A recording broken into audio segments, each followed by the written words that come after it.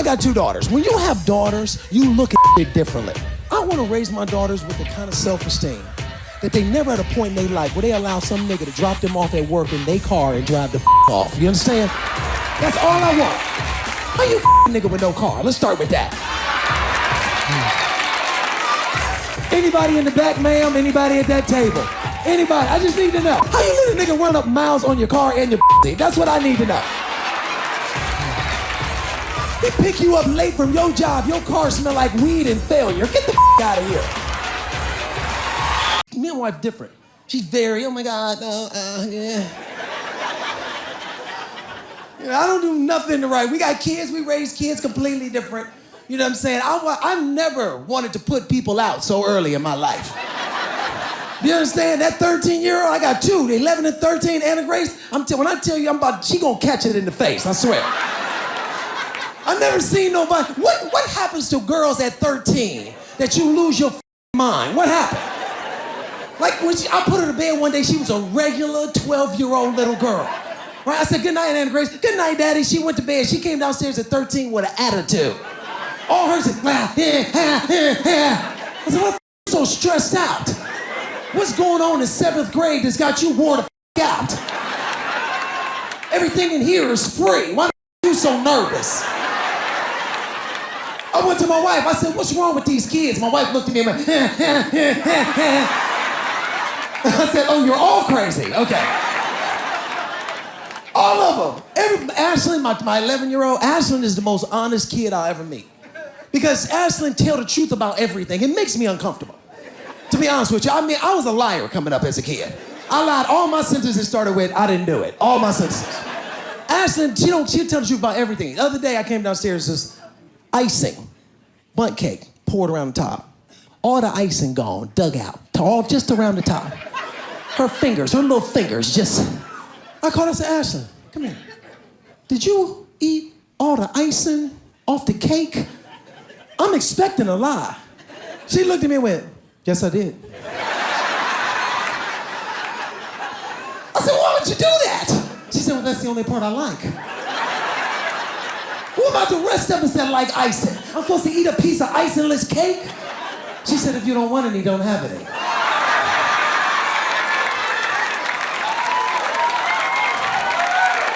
And she walked away. I said, God damn, what?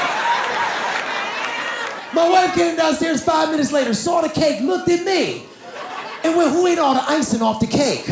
I said, Ashlyn. She said, so I'm supposed to eat a piece of icingless cake? I said, if you don't want any, don't have any. She cut a piece of icingless cake. We both sat our ass down and ate icingless cake. That's what happened. My biggest fear is being sent to the nursing home. You understand? Let me tell you something. All y'all who got kids and you be whooping them and talking crazy to them, these is the people that decide when and if your ass go to the nursing home. You understand? You ain't gonna always be out here drinking and chasing ass and doing what you're doing. One day somebody gotta make a decision whether to roll you in front of a window and leave you for 8 hours. I'm not going to the nursing home. My wife, she going to the nursing home. We already know she going, we prepared for it. You understand? Because I'll never forget the day my oldest decided she was going to the nursing home. Her and Anna Grace was arguing about a popsicle, right? My wife said, you can't have no popsicle. She said, I want one. She said, you can't have no popsicle. Most of the time, Anna Grace would fall out. This time, she collected herself. Like she knew something we didn't know. And she looked at my wife and went, really? Cool. I said, God damn. I said, did you see what just happened? She said, what? I said, you going to the goddamn nursing home. She said, you out your mind. I said, I'm telling you right now, when the men in white come to drag you out of here 50 years from now, you're like, oh, David, help. I'm like, no, woman, she gave the popsicle in 2018. I got the popsicle. I'm like, here you go, Anna Grace. You remember who gave you the popsicle. With these kids. When I tithe at church, I don't use the envelope. I need them to see how much money I'm giving. I want everybody in that row to be impressed with what I'm doing. Basket came, my wife was like, David, you want an envelope? I'm like, I don't want no envelope, Joe. I need them to see this 100. dropped 100 in, the plate moved. As the plate moved, 100 blew out. The woman next to me picked it up, put it back in the basket. Now at that moment, I see the preacher see her putting the money back in the basket. He gives her a nod like, thank you very much. That shit can't happen. No.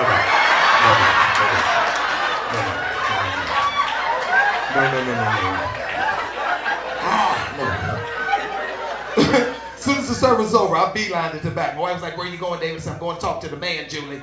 She said, David, don't embarrass me. I said, Julie, let it happen. I went in the back. I said, listen, excuse me, Your Honor. Can I talk to you for a second? I noticed that when the money collectors was picking up the money, he said, you mean the ushers? I said, don't correct me. The niggas with the gloves. You know what the fuck I'm talking about. I noticed that when they was getting the money, you saw Sister Badwig put 100 back in the plate, and you gave her a nod. He said, well, that's a very generous gift. I said, yeah, but I don't want to be petty. But that was me. He said, what do you want me to do, David? I said, I'm just saying, when you talk to God, I need you to let him know that I'm the one that gave the 100, because I'm going to do some bad shit this week. I'm going to need my $100 worth of forgiveness.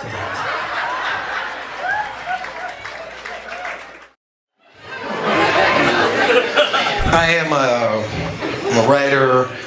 Yeah, I'm currently writing and producing a television show on Netflix called Fuller House. And yeah, it's a great group of white people I work with. Let me tell you, I mean, I'm used to being one of the only black people around. That's not the problem. The problem is I'm finding a hard time to give a fuck about a lot of shit that they just be talking about. They be going on and on and on and on. And in the middle, they go, Dave, what do you think? I go, I think all this is some bullshit. That's what I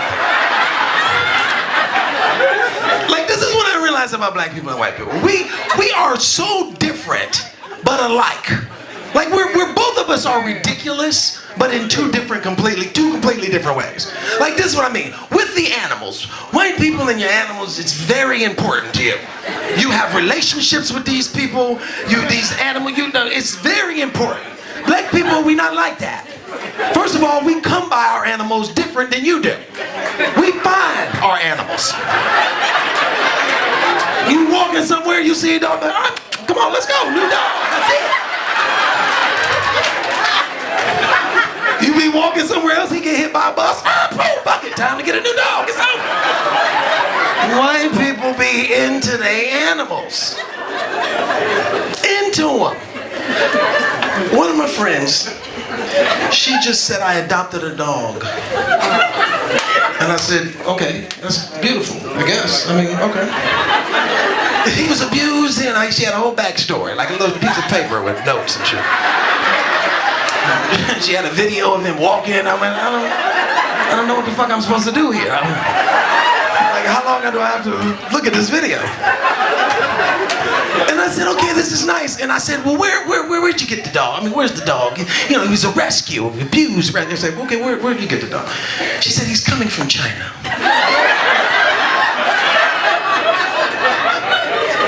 What, bitch?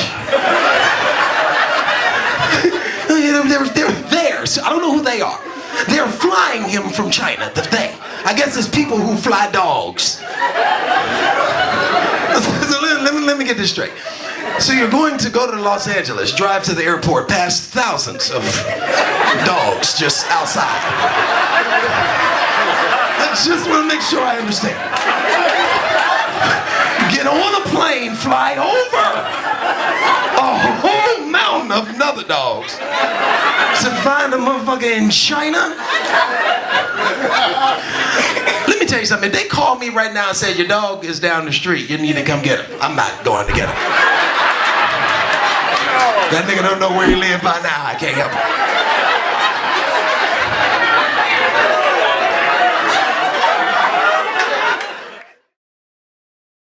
Single people want to be together so badly that you created websites for you to find each other. There's single people everywhere. Jewish.com, blackpeople.com, people with no jobs but not really.com, all kind of shit to get together. And I looked at I went on one of these sites and I read it. And I'm looking at all these things that people say they want to do. Like, all the interests, that's what it is. Long walks on the beach. Movie night, love me. Are you kidding? Let me translate to you what long walks on the beach really mean. Once you're married and into it. First of all, if you don't live by the beach, it's a journey to get there. You understand? That means there's gonna be driving involved. And anytime you're driving with her, there's going to be an argument. Period. The whole argument is about how she knows how to get someplace that neither one of you have ever been, but she knows better than you. Shut the hell up and listen. Disregard what the lady on the navigation says. Follow her.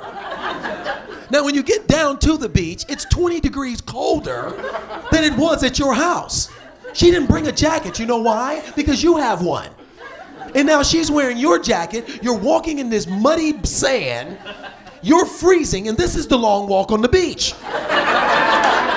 And the whole conversation is about the fact that we could have been here an hour ago if you would have listened to the way I told you get out here, and we could have been here and it would have been warm. And that's when you're thinking to yourself, I wonder if a shark has ever come out of the water, walked up on sand and snatched somebody away and never to be seen again. This is what the long walk on the beach really means. Thank you. I'm not from here. I'm from Cleveland. I had to get used to driving out here. You know what it is? I got road rage. Anybody else got road rage? Bam, you got it. I want to kill everybody. Is that wrong? You know what it is? It's pressure driving out here. You notice that? It is. You know the worst pressure is being that lead-off man at the left turn signal in traffic. You ever been this dude?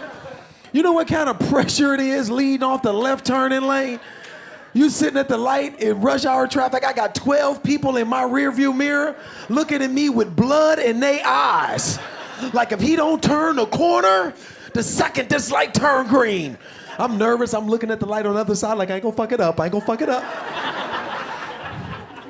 Cause I've been guy number 12. You ever been guy number 12? You mad cause you ain't first anyway. And you know you got 11 irresponsible people in front of you. And anybody's hesitation gonna cost you your chance of making that light. Soon as the light turned green, I turned into a cheerleader. Go, go, go, go, go! And you almost get there, but the person right in front of you decide to stop at the yellow light. You be like, you son of a bitch! We could have made it! You be in the car by yourself. What the hell is he doing? We can fuck the cameras. Don't worry about the cameras. Everybody's so aggressive out there, except for the mergers. The mergers is the most humble group of drivers you will ever meet in your life, aren't they? Because they want something from you. They want you to let them in. Fuck them, you understand? When I get up on them, I turn my body in the seat just a little bit. I'm like, I don't see you over there. You tell all your friends, don't nobody look at them. Don't look at them. Because if you look at them, you gotta let them in. They try to ease their car up, I ease my shit up. They ease, I will hit your shit. I will run this Pinto into that Hummer, I swear. Move it again, move it again. Not fucking with you.